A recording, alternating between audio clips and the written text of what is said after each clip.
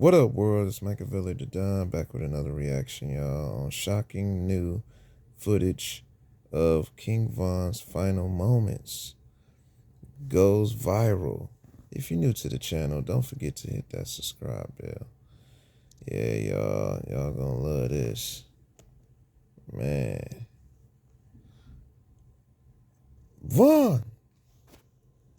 Did you know that King Von reportedly survived 2 surgeries and even woke up screaming for his firearm before going into shock and passing away? According to a close associate, he only had one more surgery left when he tragically lost his life. It has also been suggested that a hospital nurse may have played a role in his passing. Von made it to 2 surgeries. He had 3 surgeries, but he made it to 2 surgeries. And then after the second surgery, he hopped off the bed and started fighting the nurse and said where his gun at. And he went and he died because he went into shock. So he was wow. Surgery. How hours later, Kayla knows to myself, he fought the nurse. She the one told me that. His mama didn't even know that. How you knowing what's going on inside the hospital? Because she was there at the hospital. King Von reportedly woke up in his hospital bed in a panic, immediately looking around for his firearm. His sudden movement startled a nurse, causing her to sprint into the room. Interestingly, some rappers had hinted at this moment before it even happened. To fully understand the situation, it's important to go back to November 5th, 2020. That night, King Von and his crew were headed to Club Opium in Atlanta to celebrate his album release. The night was meant to be a major milestone in his career, a celebration of his life and success, but no one knew how tragically short-lived it would be. Growing up in a dangerous environment like O Block, Von was well aware of the risks of being out in public. Because of this, he always took security seriously. On the night of the party, he rolled deep,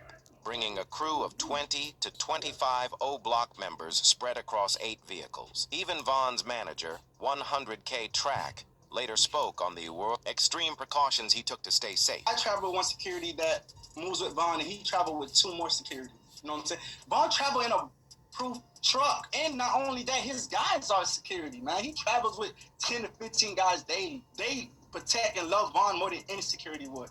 I think we're about 8, 10 cars deep, 20, 25 on entourage. But as the night went on, something changed. Von's demeanor shifted, and his actions would ultimately put his life in jeopardy. Meanwhile, the party was in full swing. Everyone were enjoying themselves, celebrating Von's success and the release of his album. Everything seemed to be going smoothly. But once the party wrapped up around 2:30 a.m., Von and his entourage began making their way out of the club, planning to head back to their Airbnb. However, at the last minute, Von made an unexpected decision, changing his plans and choosing to go somewhere else instead. Everybody's mind leaving the club is that we're going to the hotel and the Airbnb, because that's normal routine. The club you went to, the after hours, wasn't getting paid for. I didn't have no acknowledgement of this team. That have no acknowledgement of. That was a complete Von decision. As the rest of his crew headed to the Airbnb, Von made a sudden change of plans. He instructed his driver to take him to a different club, Monaco Lounge. This unexpected decision would be the first in a series of events that ultimately led to his tragic passing. Everybody else that was with us driving to the Airbnb, and Von literally went to the venue by himself.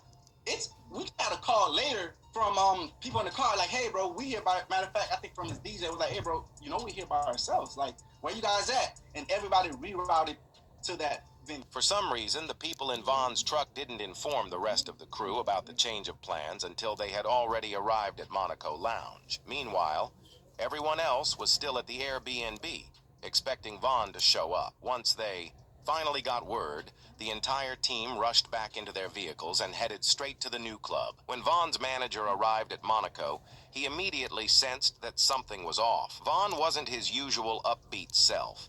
He was unusually quiet, keeping to himself while staring at his phone for an extended period. While his crew were eager to head inside, Von remained in the truck alone for 30 minutes, lost in thought.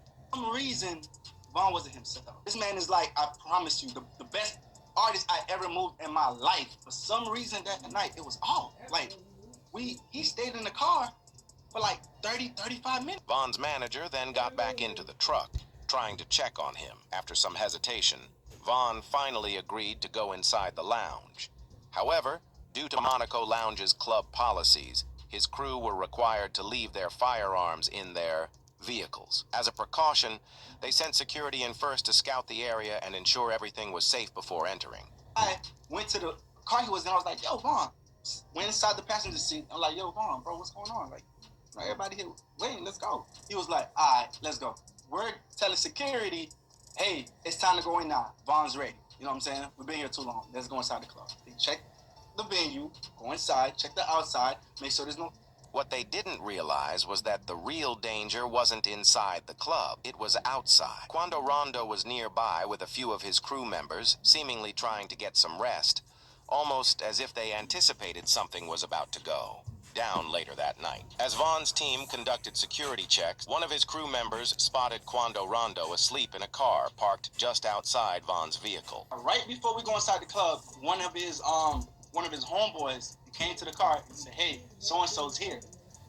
And Vaughn just jumped up like, oh, come on, let's go. kingVon reacted instantly, jumping out of his truck and putting his phone down as he moved to confront Quando Rondo. His team tried to calm him down, urging him not to escalate the situation, but Vaughn wasn't listening. Without any words exchanged, he walked around the front of the white vehicle and immediately started swinging on Quando, catching him off guard.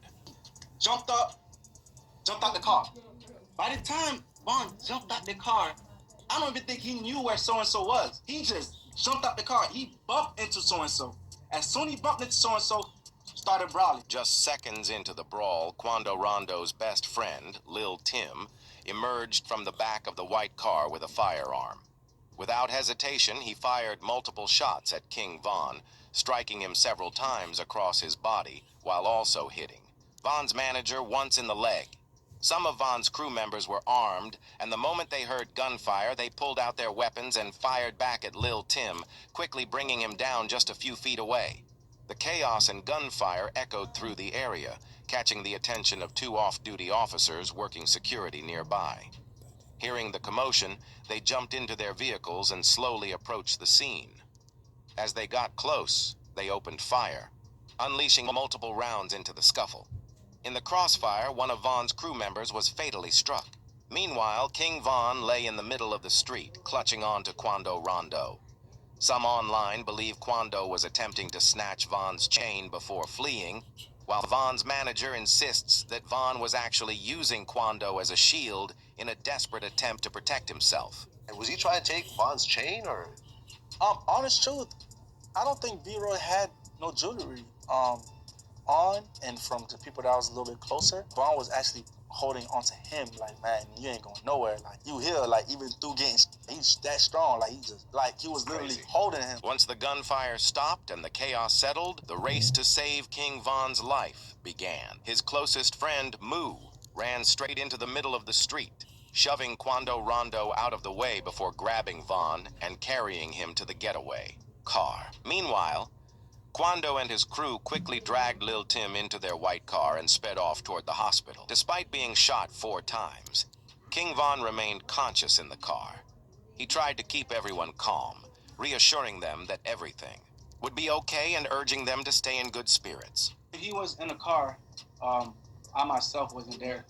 The gentleman that was in the car with him was panicking, and Vaughn was the one that was like, hey, calm down, slow down, chill, I'm gonna be good, just get me to the hospital. And honest truth, we all thought that the way he was carrying himself, from that incident, from what I was told from the people in the car, that he would have been fine. After arriving at the hospital, kingVon was rushed into surgery in a desperate attempt to save his life.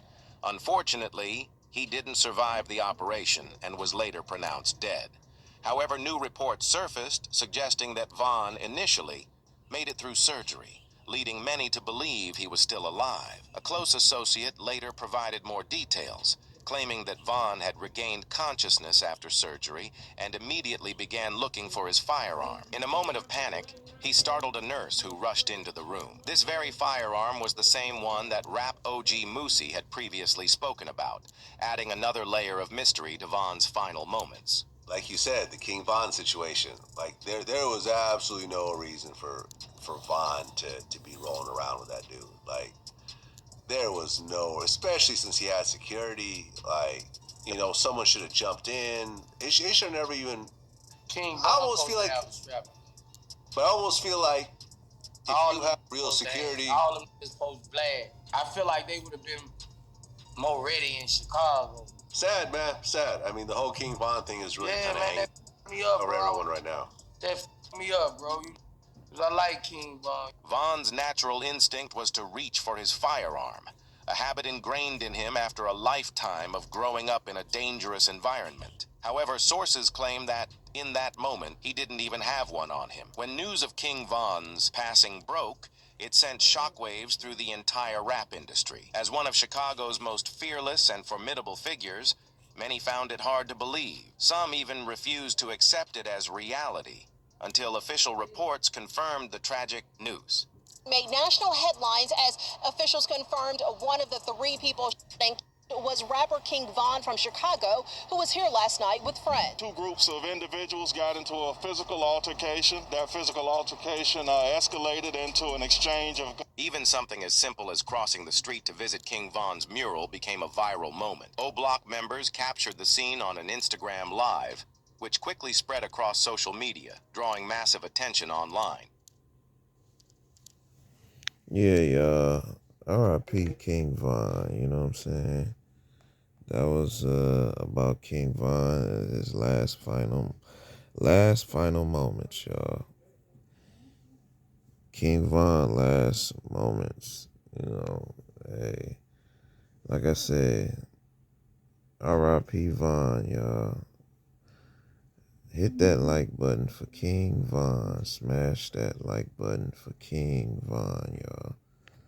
You know, yeah, you know, my condolences, you know what I'm saying, for the family, you know, but you know,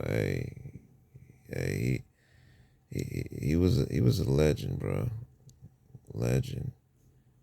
When it come to when like you can hear it in his voice when he first came out, you know, with his album. But shout out to Von, man, because that was a fucked up tragedy. You know, losing his life to where I thought, yeah, I mean, when he made it through 2 surgeries, shit, that's crazy. Shit, he probably would have made it. Going, you know, when you make it through 2 surgeries, you know what I'm saying? But yeah, y'all, I mean, shit, and he was looking for his firearm. Damn. Yeah, y'all drop the clues down in the comments what y'all think about King Von last moments. You know what I'm saying? But other than that, y'all know my motto. Be safe, stay dangerous, stay blessed.